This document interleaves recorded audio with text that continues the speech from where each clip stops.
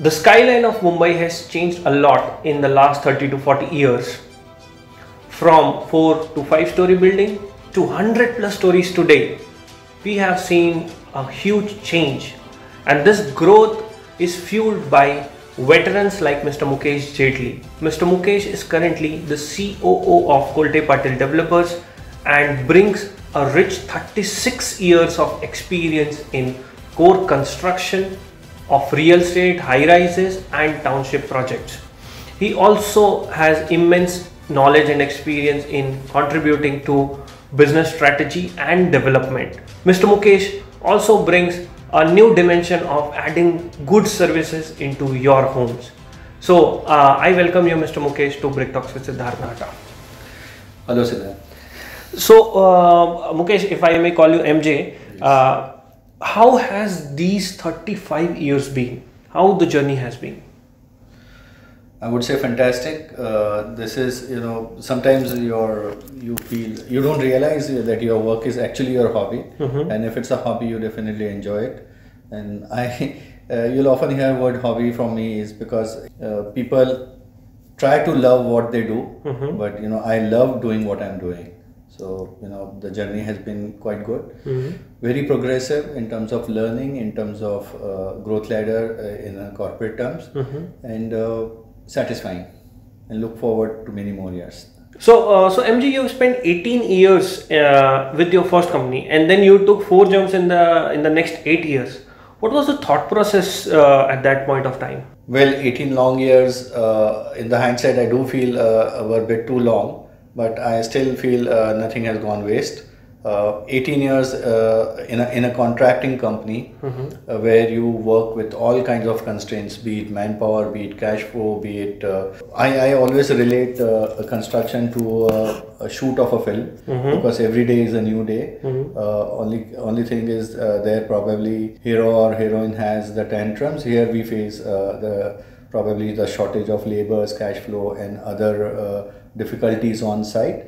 And it's a everyday learning, and I guess this kind of learning as you grow up in a ladder helps you because you got a lot of data in your mind of what you have gone on everyday basis, and you can leverage those learnings for your next day, which is coming up. As I said, it was very satisfying, fulfilling learning, and helped me go up the ladder. So, out of all these 35 years, what has been your secret leadership mantra? So, my secret mentorship leader is simple, very simple. Delegation is must, and follow-up is the key. You cannot do anything and everything on your own. You need a team, and how you build your team is very important. And once you delegate the work to somebody, leave it on that person to deliver, guide him or her, and which is where your follow-up thing comes up. Because if you follow up, by follow up I don't mean you nag on an everyday basis, but keep an eye, keep the follow up, keep the schedule, keep the budget tight, and through that your team also learns a lot. So your life becomes easier as you grow up, and you can do multiple more jobs. You can take a more number of projects to execute. Your bandwidth increases. So in real estate there is a lot of rework.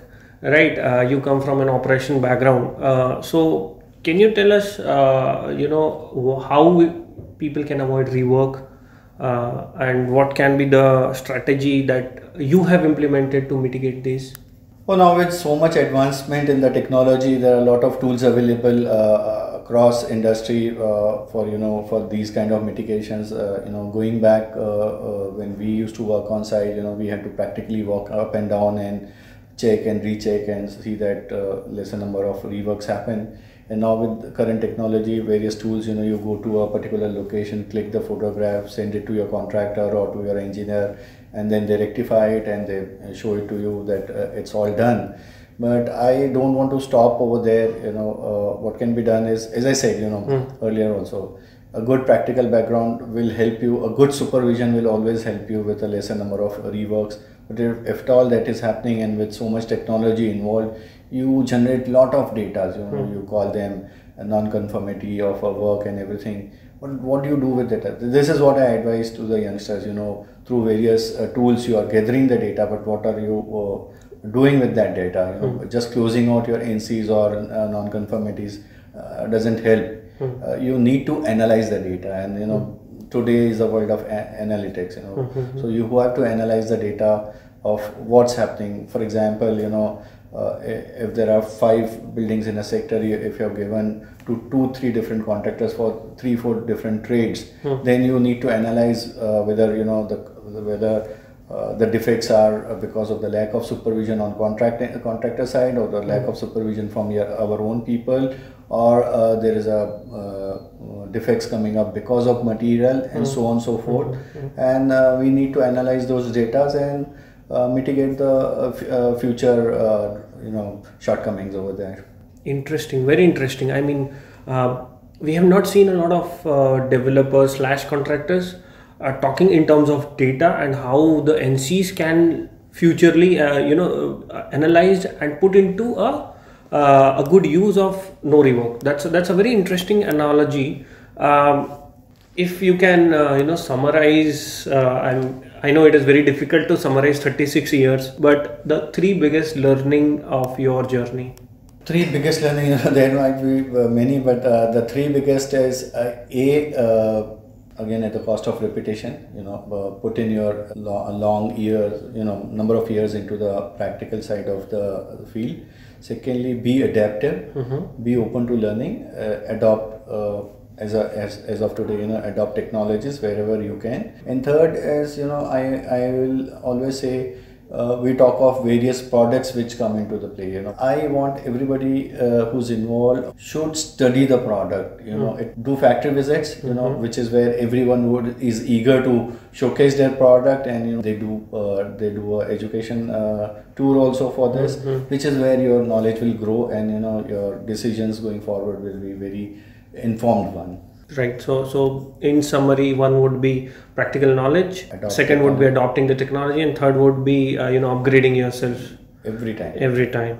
What is the advice that you would give to people who are stuck in mid-career? Let's say they have already spent 8, 10, 12 years in their journey. They are some sort of senior manager, a project manager, or senior engineer. Now they wish to move to the corporate ladder, or top of the ladder. So what advice would be?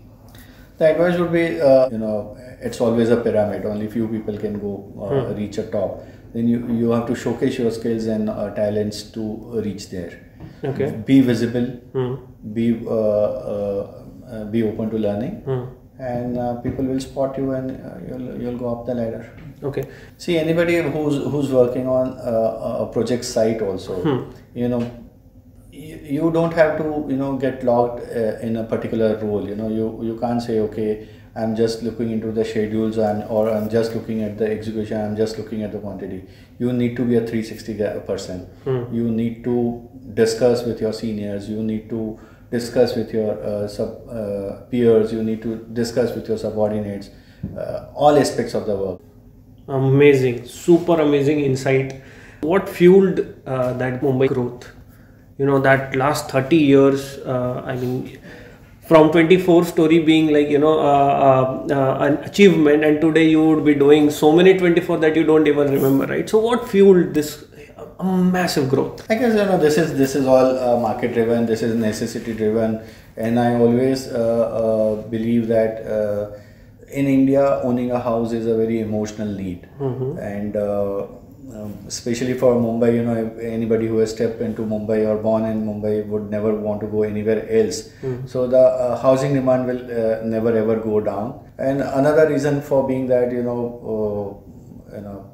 we don't have a great social security system. So today the Gen X, they believe why buy a car when they can go rent a car, they can Uber or Ola it.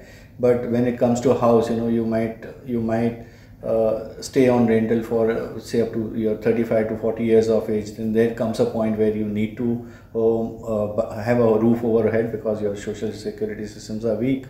So at least this generation is smart enough to invest in the properties right when they are able to do it at the younger age. So instead of paying EMIs rentals, they rather pay EMI and own a roof, and which is always a good asset to own. It's a sound asset to own. So this helped the kind of growth, and with lot of people now traveling abroad and all, so aspirations level have gone on. So now it's not typical run of the mill projects we are doing. There is a competition there. Who builds better. There are so many theme based developments happening. There are amenities which are made very attractive, and it's like people call it walk to work culture also, in a relatively large development, or even within a standalone or a cluster of few buildings, the amenities are such that which otherwise were difficult to come by, especially pools and etc. So the competition, the need for housing, has fueled a lot, and as I said, people are more aspirational now to own houses, and families are becoming nuclear. So the demand will always be there, and this will keep growing. Good for us. Good for you. Good for you. What are your hobbies? Oh, I'm full of hobbies, and as I said, I take my work as a hobby because I enjoy it. But apart from that, outside field, I do sailing. I'm a member of a sailing club, so I go out sailing with that. Yeah.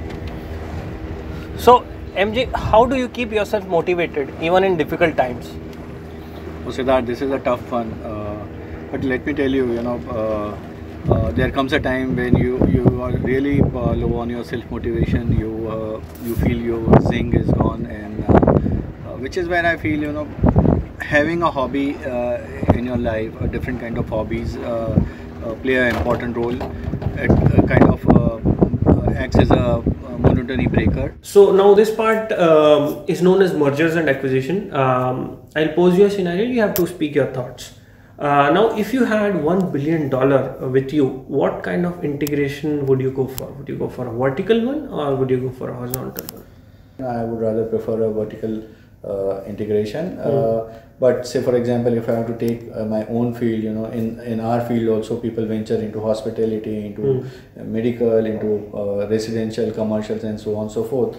But I would want to restrict myself to, say, for example, a residential, and with its subset of maybe a luxury segment and a larger segment of mid-income group, to a certain percentage of commercials.